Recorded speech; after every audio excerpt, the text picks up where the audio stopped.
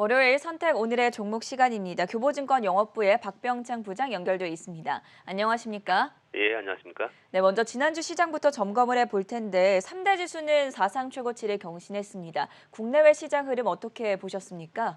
예, 미국의 3대 지수가 역사적 신고가를 경신했습니다. 지난주 금요일 날 굉장히 강했고요. 주간 지수로 봤을 때 나스닥이 2.84%, 다우가 1.08%, S&P 500이 1.96%로 역사적 신고치를 내면서 강세의 모습을 보였습니다.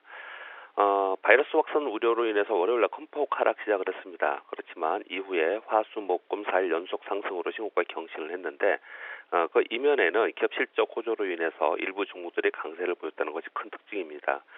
트위터나 스냅의 실적이 좋다라는 것을 이제 바탕으로 해서 페이스북이 5%로 올랐고 알파벳이 3%나 급등하면서 지난주 금요일 날 상승을 견인했다고 보시면 될 것 같습니다.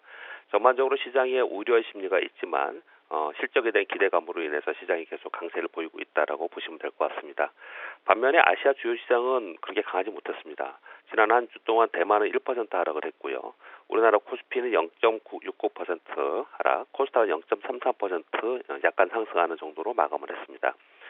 주초에는 오히려 우리 시장은 반대로 미국 시장 영향을 좀 받으면서 주초에 하락을 하면서 빠졌다가 반등 시도를 했지만 전반적으로는 바이러스 확산 우려로 인해서 아시아 전역에서는 시장에 좀 힘이 없었다라고 보시면 될 것 같고요. 주 후반에 그래도 반등을 좀 시도를 했던 것은 반도체, 소재, 부품, 장비주들이 강세를 보였다는 게 큰 특징이고요. 그리고 테마로는 카카오뱅크와 크래프톤 IPO로 인해서 관련주들이 강세를 보인 것이 큰 특징입니다. 실적과 이슈들에 따라서 증시 희비가 엇갈리고 있는데 이번 주에 미국 같은 경우에도 그렇고 국내도 그렇고 정말 많은 기업들이 실적을 예고하고 있는 상황입니다. 시장에 영향을 줄 만한 이슈와 이벤트들 어떤 것들 체크해보면 좋겠습니까? 네, 이번 주가 월말입니다. 그래서 월말 이벤트라는 게 있고요. 그리고 분기에 끝나고 나서 실적 발표하는 그 다음 달의 월말에는 실적 피크 시즌이죠. 그래서 이번 주에는 전체적으로 시장의 방향에 좀 결정 좀 지내는 그런 뉴스로는 27일부터 28일까지 미국의 FOMC 회의가 있죠. 여기서 이제 파월 의장이 지난번에 의회 증언이 있었습니다. 그래서 그것을 재확인하는 정도로 지금 작용을 할 것 같고요. 그래서 FOMC 회의는 시장에 크게 영향을 줄 것 같지는 않습니다.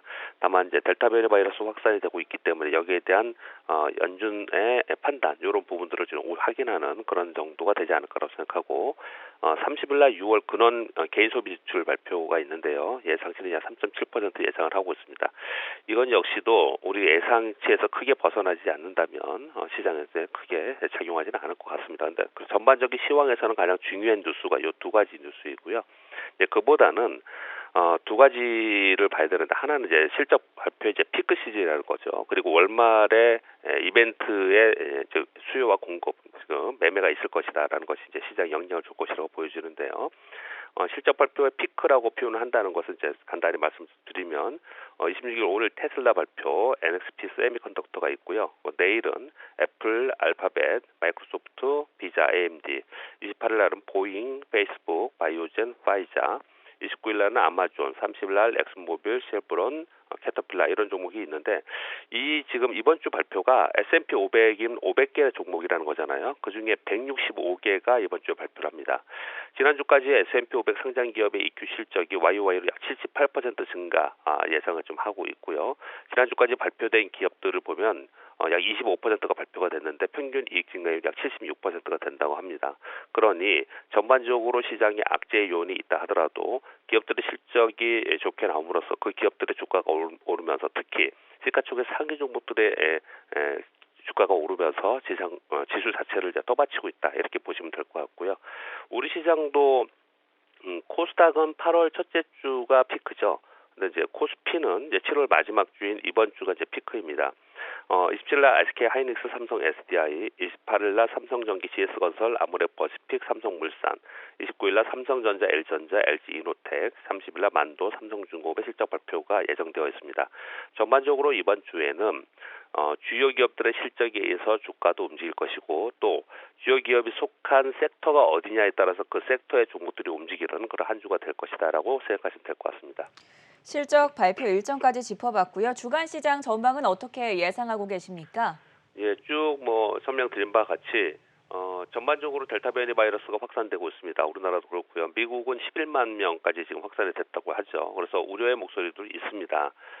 그럼에도 불구하고 실적 시즌이기 때문에 지금 시장의 눈들이 그리고 자금들이 실적 발표에 지금 이제 초점이 맞춰져 있는 것이죠. 그렇기 때문에 변이 바이러스 확산 우려에도 실적 발표로 인해서 견조한 시장이 이어질 것이라고는 보고 있습니다. 다만 실적 발표와 피크라는 표현을 쓰고 있지 않습니까? 그렇기 때문에 이전 실적 발표로 인해서 그리고 그 전에는 그 기대감에 의해서 상승하는 부분이 있습니다. 그런데 실적 발표 후에는 차익 매물이 나올 가능성이 있어서 이번 주에는 정강 후약이 되지 않을까라고 생각을 하고 있습니다. 전반적인 시황은 그렇게 보시면 될 것 같고요. 그리고 그 와중에 실적 시즌에는 레포트가 굉장히 많이 나옵니다. 그래서 뉴스에 의해서 움직이는 그런 종목들이 굉장히 많이 발생을 좀 합니다. 그래서 좀 주의점은 억지로 꿰어 맞추는 스토리가 나오는 그런 기업들도 있거든요. 근데 그런 기업을 좀 우리가 구분을 좀 할 필요가 있을 것 같고요. 향후 전망이 나올 때 그 가이드라인에서 성장 스토리에 대해서 우리가 살펴보는 것이 가장 중요한 실적 시즌에선 포커스다 이렇게 생각하시면 될 것 같고요. 우리나라는 개별적으로 조금 더 말씀을 좀 드리면 월말에 외국인들의 선현물 거래에 따라서 지수 자체는 영향이 굉장히 큽니다. 지난주만 해도 또 외국인들이 비차익 프로그램 매매로 인해서 지수가 올라갔다 내렸다 하는 영향력이 굉장히 강화되었습니다. 특히 이번 주는 월말이기 때문에 비차익 프로그램 매도에 의해서 즉 수급에 의해서 시장이 움직이는 부분이 상당히 있다라는 거죠. 그렇기 때문에 지난주에도 우리 시장이 좀 왔다 갔다 하면서 큰 움직임이 없었던 것처럼 이번 주에도 역시 주요 기업들의 실적 발표가 있으니 그 실적 위주로 살펴보면서 거래를 하는 것이 맞다고 생각합니다. 마지막으로 현 시점에서 눈여겨볼 만한 관심 종목과 함께 이번 주 투자 팁까지 전해주시죠. 두 가지의 관점으로 좀 보시자고요. 지난주에는 코스피가 0.69% 하락하고 코스닥이 0.3% 상승을 했거든요. 근데 KLX 반도체 지수는 1.6%나 상승을 했어요. 또 한 가지의 특징은 뭐냐면 삼성전자가 마이너스였고 하이닉스도 마이너스였거든요. 주간으로는요. 그런데 그 후방에 있는 소재 업종, 장비 업종, 뭐 인텍플렉스, 한미반도체, GST, 테크유밍 뭐 이런 종목들은 거의 10% 이상에서 20% 이상 상승을 했어요. 소재 업종들도 그렇고요. 지금 시장은 전방에 있는 최선두에 있는 기업보다는 그 후방에 있는 기업들이 더 좋다. 그런 부분들을 좀 한편으로 생각을 좀 해야 될 것 같고요. 또 한편으로는 지난주에 그 페이스북이 지금 계속 오르지 않습니까? 페이스북이 5년 내에 소셜 네트워크 회사에서 메타버스 기업으로 탈바꿈한다 이런 발표들이 좀 있었습니다. 우리나라도 지금 소위 AR, VR, 메타버스 관련 종목들이 굉장히 강합니다. 즉 시장은 전반적으로 구경제에서 우리가 생각했던 내용에서 훨씬 더 빨리 새로운 쪽으로 자금이 이동하고 있다는 것을 우리가 생각을 하면서 거기에 맞춰서 거래를 해야겠다고 생각을 좀 하고 있고요. 이 두 가지를 보면은 전반적으로 제일 시가총액이 제일 높은 윗부분보다 약간 뒤에 있는 게 더 좋긴 맞아요. 그래서 삼성전자나 또는 현대차나 이런 부분보다도 만약에 반도체와 자동차를 거래한다더라도 그 뒤에 성장 속도를 갖고 있는 그 바로 뒤에 있는 기업들이 더 좋지 않을까 생각을 하고 있고요. 그래서 대형주이긴 하지만 LG전자, LG그룹에서는 LG이노텍, 삼성그룹에서 삼성전기, 현대차그룹에서 현대위아 그 바로 뒤에 있는 기업들을 보는 것이 훨씬 더 좋지 않을까라고 생각을 하고 있고요.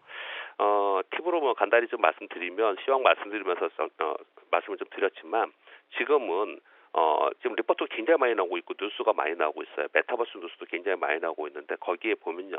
억지로 깨어 맞히는 그런 스토리들이 있습니다. 근데 그런 기업들에 대해서 우리가 조심할 필요가 있고요.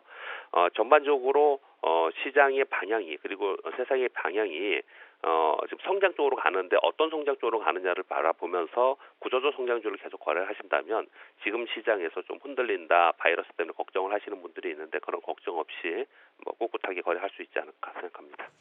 네, 지금까지 도움 말씀의 교보증권 영업부 박병창 부장이었습니다. 감사합니다. 예, 감사합니다.